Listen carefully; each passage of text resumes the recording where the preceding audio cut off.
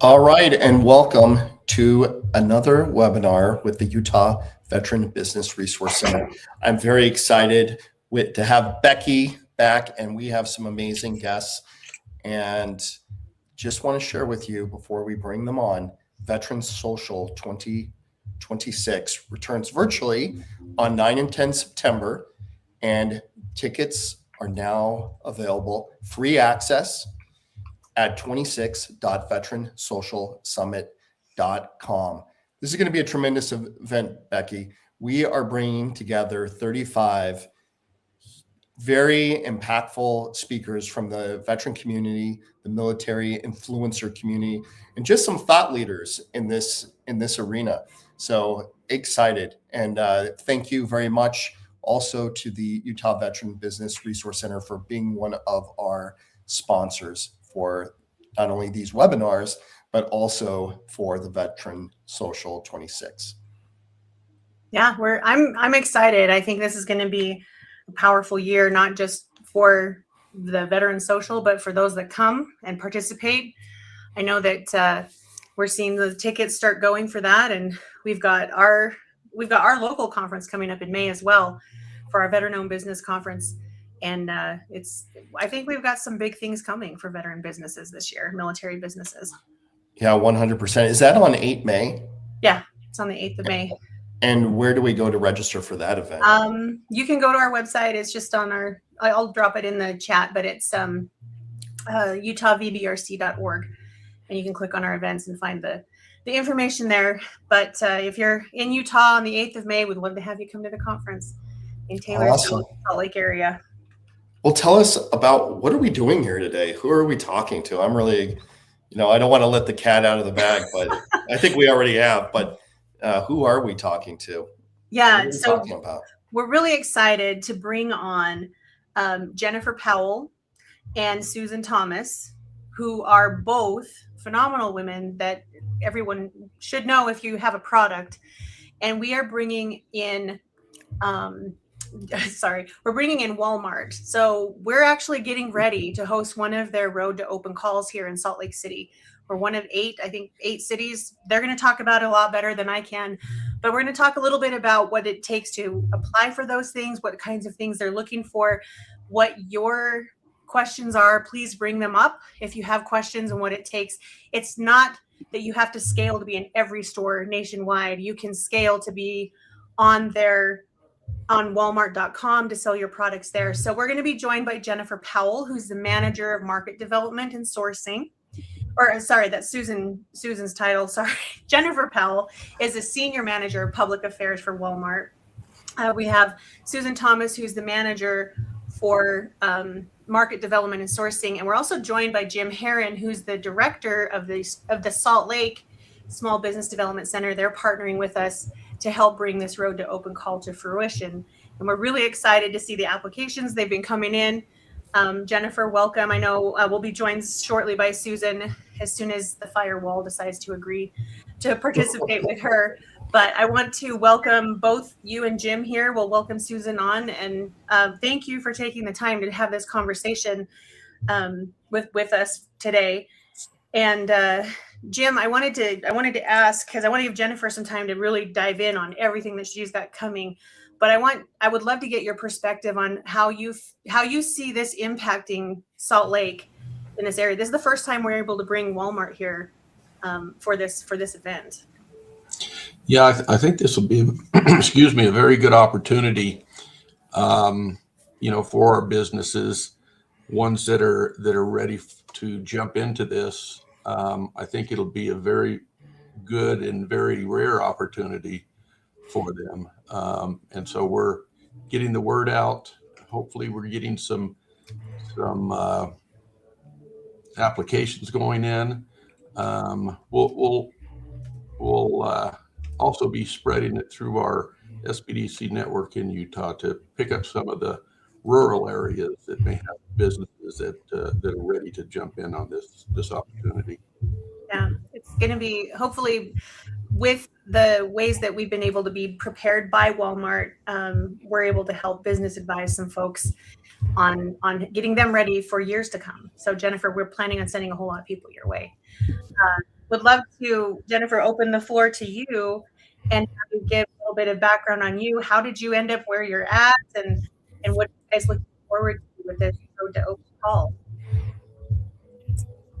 Hi, excited to be here. I fill two different roles that are relevant to this conversation. I'm in Walmart Corporate Affairs. I've been with the company for 19 years, and I manage all of our external military work. So that means I'm kind of a jack of all trades, master of none in that space. I know quite a bit about what everyone is doing across the company as it relates to our military community support.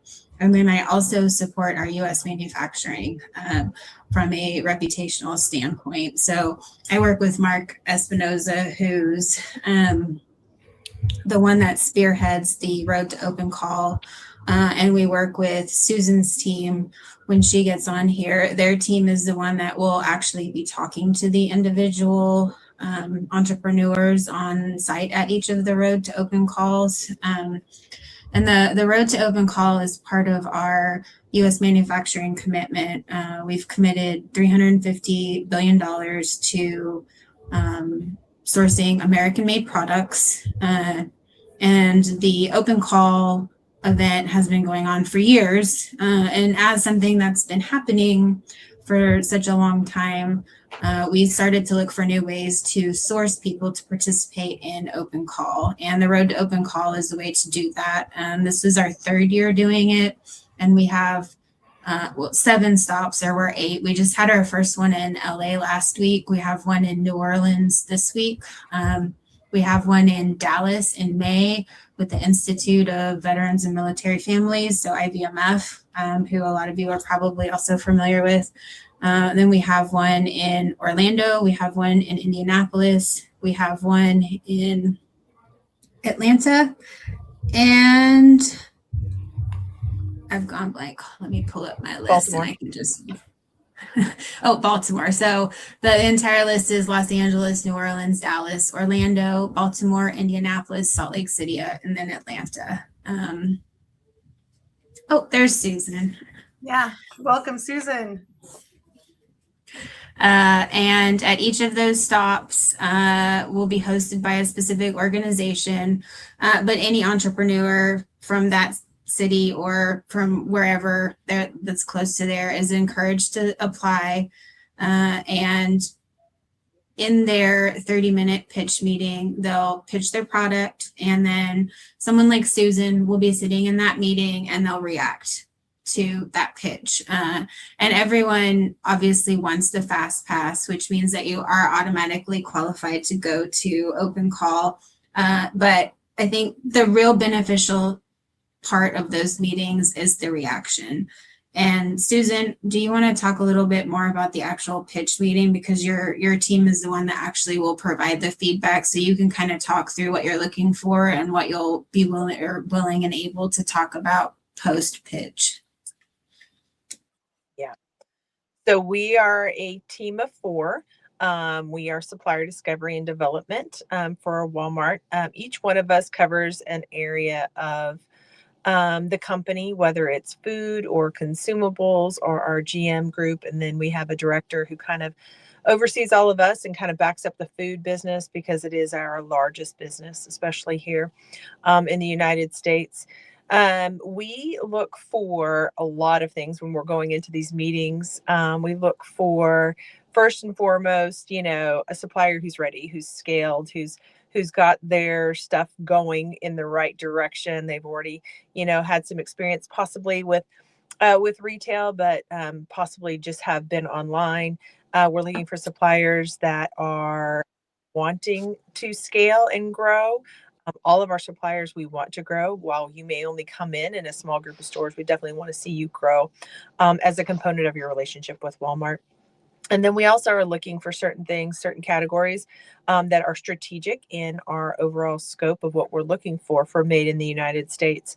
As you might already know, more than 90% of what we eat, food, is already sourced from the United States. But That falls off drastically as we head toward the consumables groups. The consumables groups being our health and wellness, our pets, our babies, our paper goods, those type of items. Paper goods are made in the United States, but the majority of that other stuff is still made overseas. And so we're trying to bring that back to the United States. And then anything in the GM division, which is all of our hard lines, hardware, apparel, and those kind of products. And so we're always excited about meeting suppliers who are in those unique spaces and unique categories. Having just come off of LA with our first event, we got to see a broad spectrum of suppliers in that space across all categories, food, GM, and in consumables. And we gave 6 fast passes out of that, 2 of which were in the pet category, which is where we see possibly the largest growth, at least in the area I cover, which are the consumables divisions. There aren't any magic like words or things or sauce to getting the fast pass. It's more about the relationship that we see the potential for in the future and those kind of things more than we are looking for someone who's got X, Y, and Z. Yeah, that's fantastic. And you'll get questions from Ryan, from Jim, from myself, and we'll just kind of talk through things. Or if you guys have questions you want us to answer, one of the things I want to talk about, because this is a really important piece of this Road to Open call, and Jennifer and Susan, you guys can tag team it if you'd like. When you're talking about the U.S., made in U.S., assembled in U.S., like talk about that delineation for the types of products that you're looking for, so we can clarify that for everybody that's listening in. So actually, it's not anything that Walmart mandates or regulates. It's actually an FTC guidelines. So a lot of times what we end up sending suppliers to is to ftc.gov. And basically the requirements for being made in the USA or being labeled made in the USA are on the FTC website. And we abide by those rules here at Walmart on our regulations. There's some tricky components when you start talking about like assembled in the United States, components made in the United States, or components made overseas. And so we would like to leave those things to basically a standard set of rules as opposed to trying to come in and trying to introduce those in and of ourselves. Yeah, but and that is the types of products that you're looking for this Road to Open call, though, is these made, grown, yeah. Made, grown, or assembled in the United States. We did have 2 suppliers that trickled into our last event that were not fully made in the United States. And it's difficult for suppliers because they may be a US based supplier and they import that, assemble it to some extent. But the product has to meet those FTC guidelines and needs to be made, grown, or assembled here in the United States. Yeah, no, I think it's a good clarification to make so that people understand like what they're looking for. The whole reason when I first talked with Jim about, working with the SBDC and bringing you all here after Mark said, hey, would you guys be willing to host? We wanted to make sure we understood that so that we could business advise people in the right way. So the right expectation is set on that day for those businesses that are applying for working with you all. So I want to shift. Yeah, I think that's great. And then I want to just make sure we're covering all the bases of what you want. And then Jim, if you have a question you want to throw out there, I'll toss it to you. If from the business advising standpoint, like what should we be doing to help people get prepared for that? But Jennifer and Susan, I want to give you a few more minutes to kind of talk through how you're hoping these events are going, and what do you kind of expect to see as you're doing these Road to Open calls? I think that everyone's always interested in like, what do you have to have? And there is a list of things when we're looking at people that Susan has more, but there are some success metrics or things that you need to be successful if you're interested in working with Walmart. Yeah, and hopefully we've got those lined out on our applications. We've seen those from the suppliers, which you have to be shelf ready. So your product has to be ready to go on shelf or go into a DC. This event is for consideration in those 2 spaces. So you have to have shelf ready packaging. And then you need to have a G10 or a UPC code on the back of your package that allows the item to be individually sold. You need to be, of course, made in the United States. You need to have a tax ID and Dun Bradstreet. I'm walking through 2 suppliers right now who have changed their addresses and thus changed their tax documents in the last year. Do not advise suppliers to have done that within a time frame when they're trying to onboard at Walmart. We now are in a 6-month waiting period with one of these suppliers until all of their documentation is updated. They cannot move forward because that does not align. And that is because we can't pay them because the tax documentation doesn't align. So it's for the supplier's benefit. It just feels very, very difficult. You don't have to have EDI in place, but it is beneficial to have at least looked at EDI, electronic data interface companies, and to make sure you understand the scope of what's involved in having EDI. And you want to make sure that you've at least gone and visited some Walmarts and looked at the product in your category to understand where your product will live in the store. I think one of the first questions I always ask suppliers, if there's any kind of question about their product, is where do you see this supplier living in our stores? And if the supplier can't tell me where they think that product's going to live in the stores, I'm very reluctant to consider moving forward with them, because it's really got to be understood where they believe that product lives. Some suppliers have the benefit of having that historically. They've already had this product priced. This is where it lives, in an X supplier, X retailer. But it's very common for you to come into our stores and for product to not live in the same place as it does in other retailers. So probably want to understand where that product lives in our stores and how it can resonate. The other thing is we do take quite a few suppliers into our DCs and fulfill that product online only. And there are some categories that is just the better place for that product to live. And I think sometimes that's hard for suppliers to understand, but there are suppliers that come in with a very tailored plan for their product to live in our DCs and for us to fulfill that product to the customer. A lot of those products would be some those higher end luxury products. Like I had a lady who makes bags here in the United States. We could sell the product, but we will most likely keep that in a DC and fulfill out of a DC. Also, a lot of certain types of sports tapes, certain types of very specific, sporting equipment or hardline equipment. So some of the wallpapers or wall finishes, those products would probably live in our DC because store space is limited. But we have a place for that product in the DCs. The merchants just need to see the vision for it and put it into those places. But we hear more and more from our merchants, I want to bring this product in. I want to bring it into the DC. This is where I believe this product should live.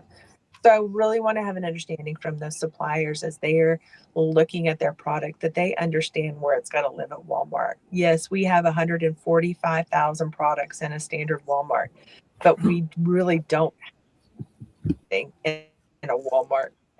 We're not a Dick's Sporting Goods. We're not Lowe's or a Home Depot. And yet we have components of businesses in our stores. So once someone decides this is something they want to do, they want to go to the open call. What is really the process? If you could walk me through the application process, what does that look like? And then once they're selected, what does that look like?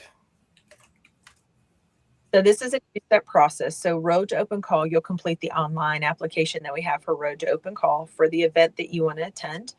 And there is a possibility that you may not be accepted to your first. So always look at a backup location if you can.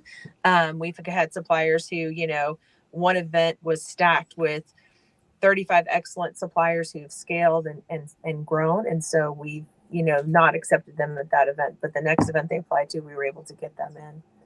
And so you'll apply, you'll come talk with us at Road to Open Call. We'll have a preliminary meeting with you. And if we like the product and see the possibility for it, we will give you what's called a fast pass. And that gives you an immediate guaranteed meeting in October with one of our merchants here at the home office. And then if you get that, you actually still need to go and apply to open call, which will open, those applications open June 26th. So your event, I believe, is our second to last event. So we'll be really close to the timing of when they will so it'll be like 10 days, they turn around and they apply to open call. What we tell most of our FastPass suppliers is as soon as they get the FastPass to go set up their profile on RangeMe or ECRM, which is a third-party site that we use to take in applications. And then they can set up a free account there. They can set up at least 3 items there for free.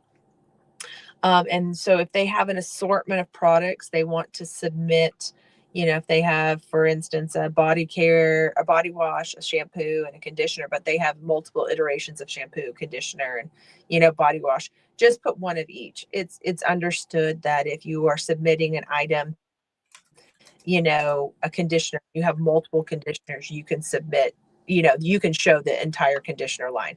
So don't go in and think, oh, I just need to show my conditioner. No, show that you have the capabilities for each one of those things. And if you have full assortments that break out from those, that's understood that you can present those items at open call. And you list those items on that site into basically what will be our event. And so there'll be a link there unique for Walmart open call. And then our FastPass suppliers immediately know that they're just going to get set up for a meeting. We do follow up. We make sure all of our FastPass suppliers have gotten their applications in, have gotten all their stuff set up. And then we're on the backside making sure diligently that they're set up for all their meetings. And then we also do all the prep, help them do all the prep for whatever meetings kind of from those events as our commitment to Road to Open Call. But we also, I told at least 6 other suppliers while I was at this LA event. I gave 2 fast passes, and then I met with 9 other suppliers. Actually, I had one more than everybody else. I told all 9 of them to apply to open call because we never know what's going to happen between now and then. Suppliers, they scale in that time. We've had suppliers that came and we just didn't feel like they were quite ready. And over the time between now and when we get to the application process in June, they've gotten their ducks in a row. So apply to open call. We've met you. We know what you are working on. We know your story. And so it makes it more likely that we're going to go ahead and consider you to be put in front of the merchant to be considered for a meeting. We put only 10 suppliers in front of each one of these merchants, and they have the opportunity say yes or no. There's very limited scope on why they can say no, most of which has to do with they've already met with that supplier in the last 12 months. And that's something that they're very kind of, picky about. This is about building new relationships. And then the other one is they're just not the correct merchant. So it's really only one opportunity for them to say, no, I've met with the supplier previously. But then they do have to eliminate. So there are occasions, especially in our high volume application categories, where the merchant has to go through and say, these are the 10 that I want to meet with. They meet the best criteria of what I'm looking for within the category and within my strategy. And if you think about it, those would be the categories like coffee. Our coffee merchant gets anywhere from 50 to 80 applications every single year. Our hot sauce and condiment salsa supplier, our merchant gets anywhere from 50 to 100. Our gadget supplier, our gadget merchant gets about the same. And so they have to we try to limit it down on our parameters, but then there's times where we're just like, man, these are 15 great suppliers, and we just give them to the merchants and they're like, these 10 align best to my strategy and what I have going forward in the next year. And so they pick from those suppliers. Yeah. We then turn around, send out the notification the first week of September to say, hey, you've been accepted, or no, you've been declined this year. And so that suppliers have at least a month to book all their travel and get their hotels booked and all that kind of stuff to be here for the event in October. And then we also do a series of webinars, which we had a meeting planning for those this morning, where you can have a chance to learn what Walmart Open Call is all about. You can learn how to prep for your meeting. We give you a little bit of education introduction, so everybody has the opportunity to go in and start setting up early as a supplier, what we call becoming agreement ready, which most of our fast pass suppliers, we encourage them to become agreement ready as well, because that allows the merchant the day of the meeting to say, I can extend you a contract now, and we can start moving this ship forward faster. So we do a lot of different timelines. Our fast pass suppliers get a wealth of communication from us, and then they get a lot of individual follow-up from our team specifically. The agreement is that if we fast pass them, we believe that they're going to go, we're going to be the one who are going to be their liaison through the process. Thank you, Susan. That's amazing. The process that has been laid out there, and you guys have done this for a little while. So you've really nailed down how to get it to work really well. Yeah, that's awesome. So I want to shift. I have a question for Jim that I would love to to have him. We've been looking at it. You guys have trained us on a couple of things and kind of walked through on training the trainers, so to speak.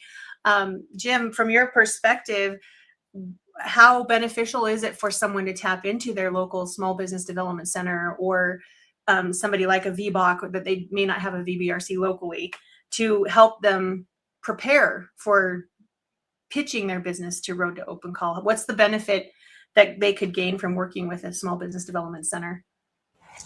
I think a lot of it is that we've done this kind of thing in preparing for other presentations that a company may give, like in front of bankers or investors or other businesses where they may be a potential supplier.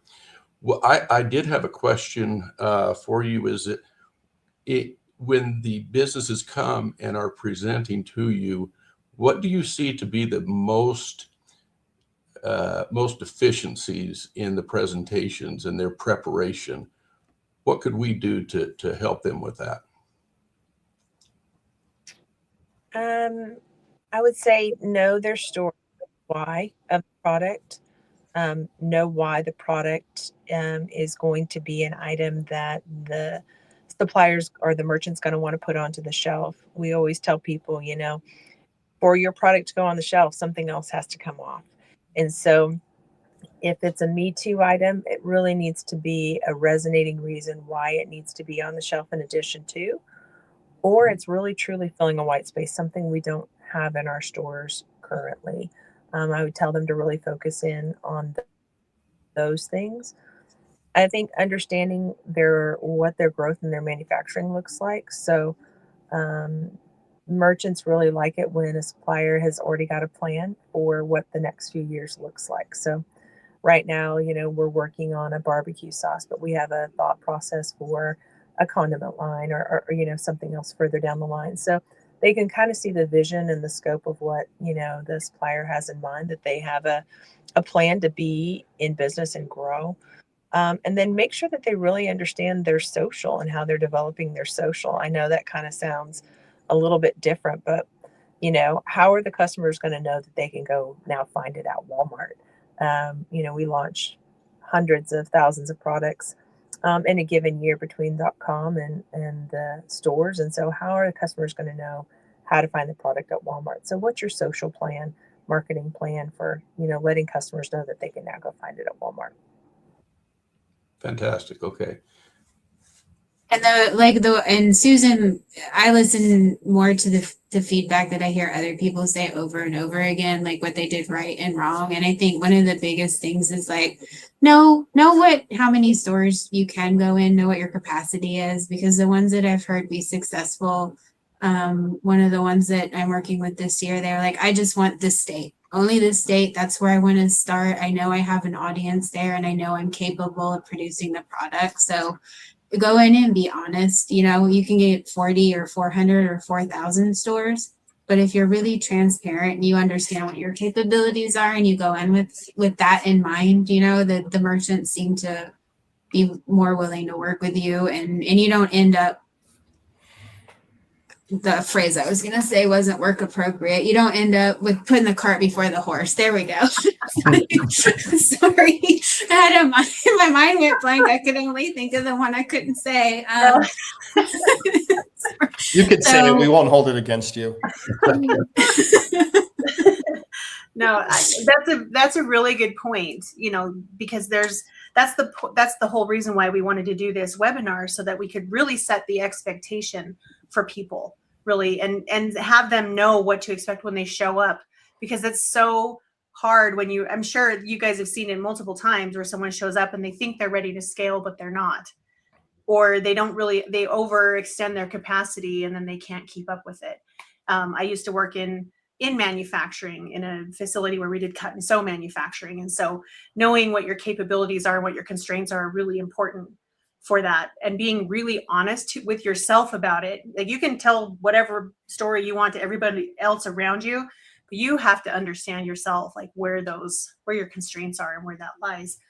So what I'm going to shift a little bit, and I would love to hear some of your favorite success tips that you've heard others that have gone through this process might share to others that are getting ready to start this journey. What have been some of your favorite tips that you would maybe throw out there that people don't think about at this point? Launch on Walmart.com if you can. Have some at least, a few months worth of selling history there, where you have basically been able to see how the Walmart customer responds. Having that understanding of Walmart and its customers is really, it can't be interchanged with information about, any other customer in any other space. You may understand your customer, and that is one perspective, and that's important. But understanding the Walmart customer and the way that they shop is really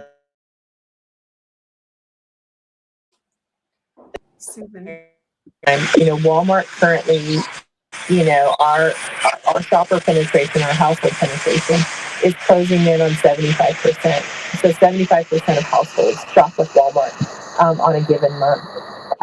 We have the opportunity to reach more households. We are still 90% of our stores are, within 10 miles of the customer, so make sure you understand that Walmart customer, and launching on Walmart.com gives you that advantage. I think the other one that surprises people is that they told their story, they told their why, and that really resonated with the merchant. I had a product that I fast passed last year, and it was just such a cool product, but it was just very unique. It was a reusable sandbag. And I was like, I just don't know the price point, but they own their own manufacturing. They were launching in a bunch of, different retailers. And I was like, I could just see the opportunity. I was like, I don't know if our merchant's going to get it, or if it's going to be something they want to put into the stores, because it's fairly good size, right?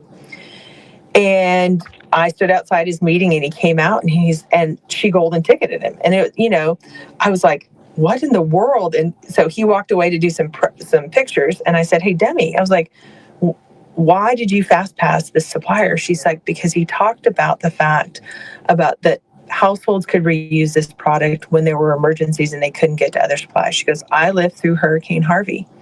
And she goes, we could not, when we got to the store to finally be able to get sandbags, they were sold out.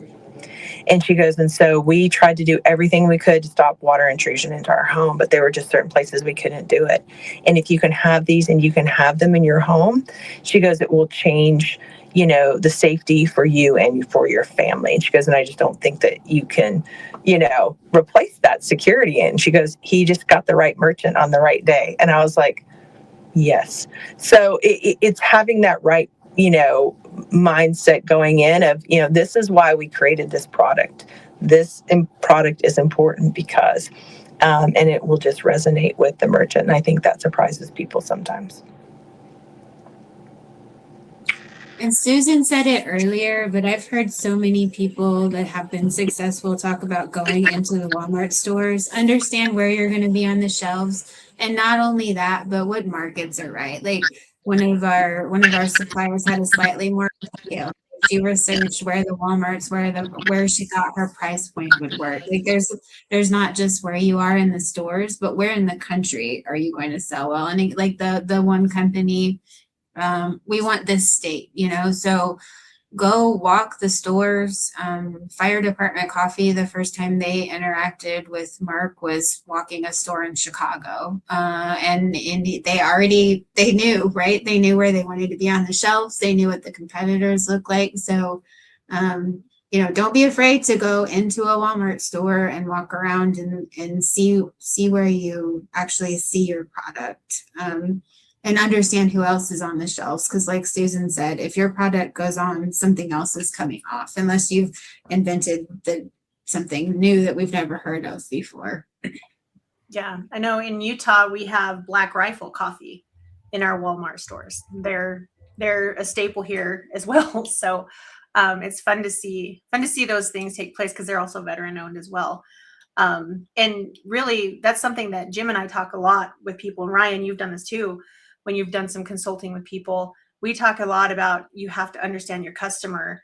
But I love the perspective of really understand how your Walmart customer shops and behaves and lives and breathes and all of that stuff. It's very that brings it to mind, like how important that is. And maybe that's something that you want to go spend some time observing, not like a creep, but just spend some time observing. Well, I think it also helps you to visualize, and then put yourself in the right mindset of being there.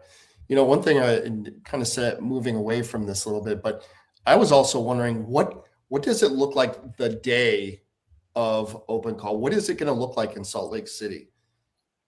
How does that run? So the kind of the standard run of show, as it were, is everybody gets a 30-minute time slot. We encourage everybody to come a little early. There are always a couple of people with Walmart there who, like, we want to meet all of you. I always want to meet all of the veteran-owned businesses because that's like my other passion. It's nice when things overlap. And you want to not be worried about being late. You don't want to be worried about having to set stuff up. So come early, have your stuff ready to go. You'll go in a room with one of our merchants, or they're in sourcing. You'll do your pitch, 15 minutes. And then the last 15 minutes is for Q&A and feedback. That was the other thing that I was going to say. Yes or no on the road to open call, yes or no at open call. Be sure that you take advantage of the feedback that you're going to get, because we've had people come to the road to open call and not get a fast pass, but use the feedback that they get in those last 15 minutes to shape how their application to open call goes. And they still get, they get accepted to open call, and they get a golden ticket there. And we have people who have come through open call and not gotten a golden ticket and taken that feedback and reapplied the next year and then gotten it, the next year or the year later. So we always, like, the important thing, everybody wants to get a fast pass. Everybody wants to get a golden ticket. But if you go into it with a mindset that it's a learning experience, like, regardless of whether I get on Walmart shelves now, I'm going to use this for everything, because Susan and her team have such a great educational package. It's really been built out a ton in the past few years. So you're going to get really good education about working with a large retailer. They're going to help you with the application process. If you come to the road to open call and you either get a fast pass or you apply anyway and you get accepted to open call, that feedback's going to give you, you're going to have an advantage to the people that haven't already had that. And once you talk to the merchant, and you can't, you have to have a thick skin, because maybe your packaging isn't right. Maybe your distribution isn't where it needs to be, but all of that can help you next year, the year after that, to be ready. And it obviously can help you with any kind of big box retail that you're interested in getting into. So regardless of whether you get a fast pass, like just use it to grow your business in a positive way. So 30 minutes, we usually do say 15 minutes, kind of have your pitch, and then have the last 15 minutes for Q&A and then feedback. So that's sort of how it looks day of. Yeah. And just to add a little bit of information to the location piece of it, we do have it in a place where there is a little prep kitchen. You can't bake anything. You can't be, preparing meals in there. But if you do need a little bit of a kitchen space to prepare something to present, we do have space for that as well. We'll need to know about that ahead of time so we can make sure we're scheduling those out so you're not everybody's in that kitchen at the same time. But I do want to drive something home that Jennifer said when she says that it's that supporting veterans is a passion of hers. She is not kidding. Like, this is really a passion of hers to really see veteran businesses move forward. And I see a couple of questions in here. When you say maybe your distribution isn't where it should be, can you provide some feedback on what that might look like? That would be Susan for sure. And her little black square, it looks like she might not. Susan, are you still there? Yeah, I'm still here. Okay. I can. Yeah. I feel like she's on Artemis too. She's on the other side of the moon. Can y'all Go hear ahead. me? Yeah, go ahead, Susan. Okay. So if your distribution, and this really kind of connects mostly to the products that need distributors. So if you think about anything that would go into the front end of our store, so like our convenience products, so front coolers, gum, candy, that kind of stuff. The other thing that you would have to have a good distributor network for would be adult beverage. So anything in the adult beverage space, including like mocktails, mixers, that kind of stuff.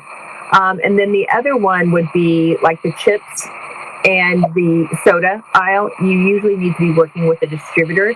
So you want to make sure you have your distribution in place. So you want to be connected to the distributors that work with Walmart, just not regular distributors that serve like local restaurants and that kind of stuff. Yeah, great. Thank you. And we can, if you have other questions, I will throw my information in there at the end of this, where if you have other questions, we can get some of those questions. But I will drop a link. There's a lot of FAQs that Walmart has received from doing this, and they have a whole page on their website dedicated to these FAQs to help answer some of these questions. So I just dropped that in the comment section. And then Lisa asked the question, should we still apply on Walmart.com if we don't get a pass? And what Susan had said earlier is you should, if you can, get on Walmart.com now and see and start getting some sales history there, customer service history there. That tells Walmart a lot about your company and how you interact with your customers, as well as you learning about how your customers behave in purchasing. I don't know, Jennifer or Susan, if you want to add anything to that question. No, you're Is that absolutely true? right. Sorry. Yeah. Go ahead, Susan. No, absolutely. You should set up on Walmart.com if you have a product that can be fulfilled through Walmart.com. We understand fresh and some of those products can't. But yes, if you have a product that can sell on Walmart.com, you should absolutely set up on Walmart.com. The more traction you have there, the more likely it is that the merchant's already going to take note of you, and you may not need to come through an event like Walmart Open Call. But yeah, Walmart.com gives you that visibility into the category that you will be pitching into anyway. Okay, awesome. And then there's Timothy has a question. He's already in Shields, which is a local store here. I guess they have them in other states as well. But does Walmart require a distributor for like card games or games that are in your other sections other than food? No, come through our regional distribution center. Shields being a sporting goods store. Yes, we've got a lot of suppliers that come through us through the Shields channel. So now, if you're already working with a trucking company that can pick up and deliver to Shields, we would be able to work with our distributors. Okay, so hopefully that answers your question, Timothy. It's a great question. So I want to see if Jim, did you have another question that you wanted to ask? I did not. I'm enjoying the answers to the questions that are on here and writing furiously. Yeah, these are really good questions that that we love to have. Jennifer, from your perspective, what's the biggest question that you normally get that you think that would be great to answer right now for some of these folks that are listening here?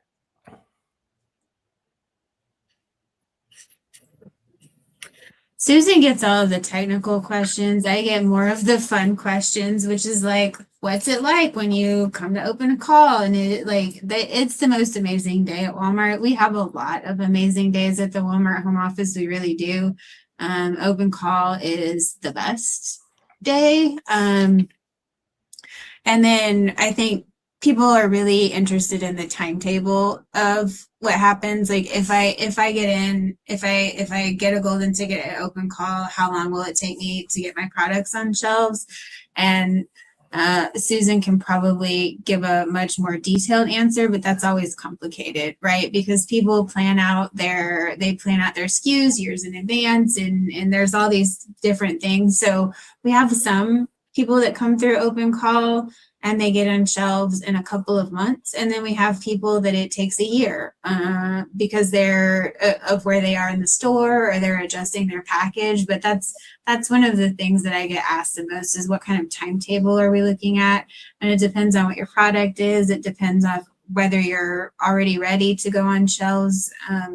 One of the companies that I work with a lot, Susan and I actually both work with them a lot. Ugly Company, they made some packaging adjustments so that they could sell in Sam's Club. So, it took them a long time. But I think timetable is one of the biggest questions. Like, it's the most generic and general of questions. And the answer is, it depends on what your product is, how ready you are, and where you are in the store. Yeah, I think that's great. And it's fun to hear. It's fun to hear how that day is going to play out. I know we're actually going to have Ryan here on site with us. We're going to do some interviews with some of those folks. So if you're there for the open call, you'll get to do a little bit of one of these sessions with us for our live webinar that day, if you're willing to. And it'll be fun to promote all the businesses that get to come through that day. We also always bring a content creator with us. So there'll be more than one person walking around with a camera that day, if you're interested in that kind of stuff. Yeah, it's really fun. So we're really thrilled to have you guys coming here. And do you have any questions for, let's reverse this for just a minute, Jennifer, Susan, do you have any questions for some of the folks listening? Like, what are the biggest questions you would have for somebody that's looking to get there to work with you? I always say, are you ready? I always ask, are you really ready? And everybody, the best thing, and Jennifer knows this too, about dealing with entrepreneurs is they're always ready. And I think our veteran entrepreneurs are even more so, which is why Jen and I both tend to favor our veteran entrepreneurs. They will never ask for help, and they will, they're always ready to go. So I would say, are you ready? And then, are you willing to ask us for help? Be willing to ask, because the worst thing that can happen is you don't ask and then you don't get that information that you need to have a successful meeting, or to have a successful open call, or to have a successful product launch. Ask for help. And, we're here to be a resource for those things. If you fast pass, we're even more so a resource for you. If you golden ticket, then, I'm pretty much your white glove service through this process. And so, ask for help, and don't be ashamed of it. We want to help you guys succeed and find that place for your product. So, I would say I'm excited. This will be our first time in Salt Lake. The other opportunity that, we'll kind of give you a little bit of hint toward is that we may have some additional people with us coming to visit because we'll be in town for another event at the same time. And people are like, oh, I want to see a Road to Open Call. I hear it's super fun. And so I may roll in with a couple additional people. So just be prepared. There might be a lot of people who want to talk and get to know you. Yeah, which is exciting. Wow. Like the more people that know about your business, the better off it is, That's fantastic. It's a great opportunity for Yeah. sure. Yeah. Thank you both for taking the time. And Jim, thank you for being on here as well. I want to throw out there really quick, like Jim and I have tag teamed up to support all entrepreneurs that are ready to do this, all businesses that are ready to scale, get their products in Walmart. We're ready to help and support. You in Utah alone, we have 13 SBDCs that are also ready to help and support. You have the Veteran Business Resource Center that covers Utah for the veteran side of things. And then we also have a Veteran Business Outreach Center, or VBOC, that's regional, that covers, because this isn't just limited to Utah, just FYI. We have a region approach with Montana and Wyoming. We've actually seen some applications start rolling in from other states as well. Obviously, we would love to see a lot of Utah businesses get in there. But Jim and I have been doing this a little while, and we would love to see if we can send a lot of businesses. So if you don't know if you're ready this year, come meet with us, come sit down, set up an appointment. Jim, tell them how expensive we are to work with. Well, you don't have to mortgage your house. We don't charge anything. In fact, it's against the law for us to charge anything. Right.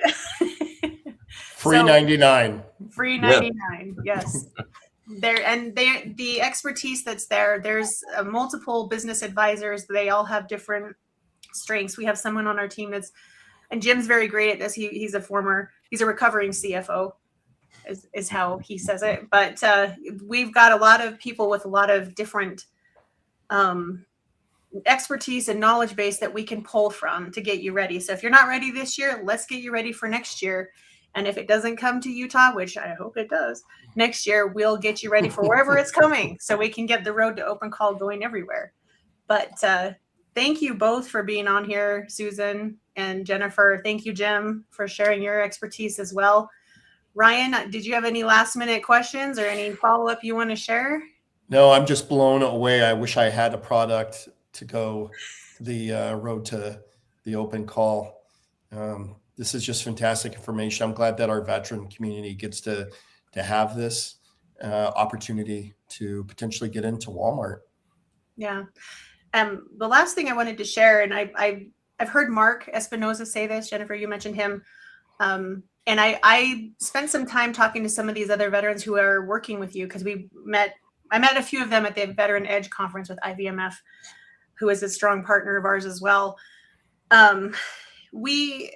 As I talked with some veterans that are in the process or going through the process or have got their product in there, they had high regard for how Walmart treated them, high regard for how their products have been handled, high regard for getting, the process of understanding. Once they understood the process of what it takes to be in there and move forward, Walmart has stepped up in a big way to help people keep their products on their shelves if they need it. So when Susan says ask for help, like she's not kidding. They will help you keep your business moving forward if that's your goal, to continue it with your product on their shelves. And we don't do this alone on our own. Like we have a lot of supporters. We work, Jim and I are both supported by the SBA, the Small Business Administration. We're housed here at the Salt Lake Community College. We work really hard to help entrepreneurs throughout the state of Utah. And we're funded through the Utah Department of Veterans and Military Affairs and the state of Utah to continue this work that we do. So come take advantage of what we got. We've got a lot of help and support. I can't sing that song enough. Like, just my number one rule is, if you don't suffer in silence. If you need something, say something, because we've probably got someone that can help you solve your problem. There's my soapbox. I'm done. No, it's beautiful. It's beautiful advice. And I love the pro tip, ask for help. And you never know, like one conversation can open up so many different doors. I always tell everybody that I'm coaching or mentoring, I may not have the answer, but I may know someone that knows the answer.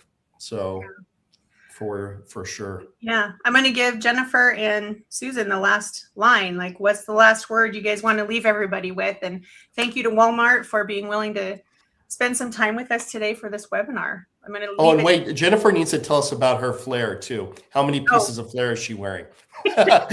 You knew that was coming. Come on, Jennifer. You knew that was coming at some point. Not 27. I have more than 27. That's great. I love it.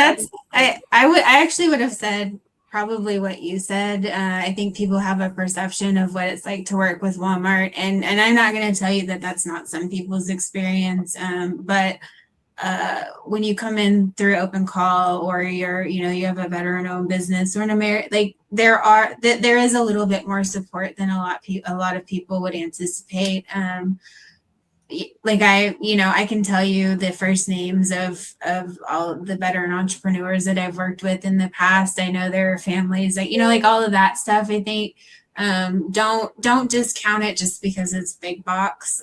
Give us a chance and see what it's like. And it's not for everybody, and it doesn't hurt our feelings, right? If it doesn't work out or it's not right for you, but don't just discount it based on perception alone, because it's a little bit more than that, and we really do care about success of our both our veteran-owned businesses and our American entrepreneurs. So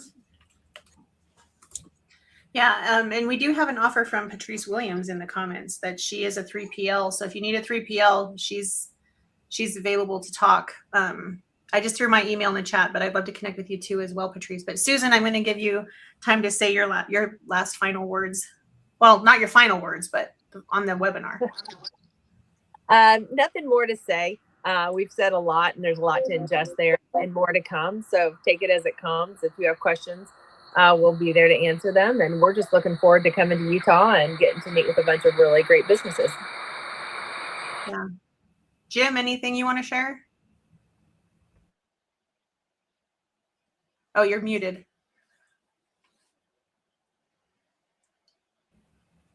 Yeah, just seek out help wherever you can. There's a lot of wonderful service out there to provide you assistance and no cost, and just let us be partners with you. We're happy to help you. Yeah, I just dropped the SBDC for Utah in the chat. If you need your local SBDC or you need to find one, you can find it from the SBA's site. And then I'll drop our Veteran Business Outreach Center, if I can type and talk at the same time, that'd be cool, website as well. So happy to chat anytime. Ryan, why don't you talk about Veteran Social Summit coming up in September, and then we'll kick it. Yeah, I guess we'll back to you all for your day. Yeah, we'll end where we started, and we'll talk a little bit about Veteran Social Summit, which is a virtual conference coming up 9 and 10 September virtually everywhere there's internet. Guess what, Becky? It's free 99. So head over to 26.veteransocialsummit.com. This year is very special. We're going to have 2 tracks within Vet Social. The first track is for entrepreneurs, and the second track is career and hiring fair, powered by Milk Root. This is going to be amazing. Overarching theme, the state of the veteran community. So this is just going to be fantastic. We already have some amazing speakers, including Becky, that will be joining us on the virtual stage on 9 and 10 September. So hurry up, sign up, register, and join us here in less than 5 months. I know that seems a long ways away, but it's never too soon to plan for all these amazing events that are coming up. Yeah, it's great. I'm excited. We're excited to support and sponsor, and thank you for doing our webinars, Ryan. Always a pleasure. Makes Chicago a little bit closer to Utah, I guess. I know, for sure. But yeah, please feel free to connect with each other. That's a big thing for me. I love seeing all the connecting going on in the comments. Please continue to do that. we build a better community when we're all working together. So have a lovely day. All right. Take care. See ya. See ya.